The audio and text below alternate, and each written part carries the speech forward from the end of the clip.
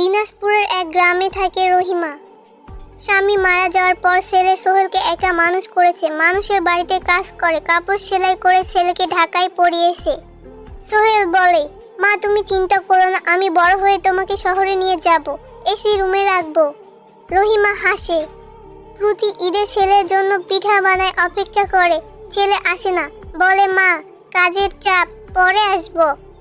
5 বছর কেটে গেল। রহিমা অসুস্থ হয়ে পড়ে।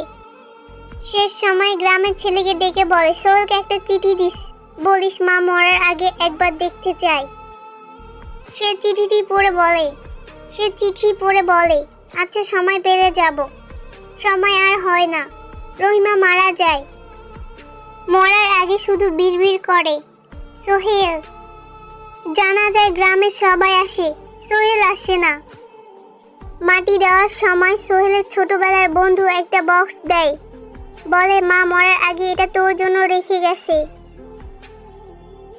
বক্স খুলে দেখে পুরান একটা টি শার্ট, কিছু চিঠি আর একটা কাগজে লেখা, সোহেল রে, তুই বলতি এসি রুমে রাখবি না, আমি লাগবে না রে, আমি শুধু হাতটা ধরে মরতে চাইছিলাম।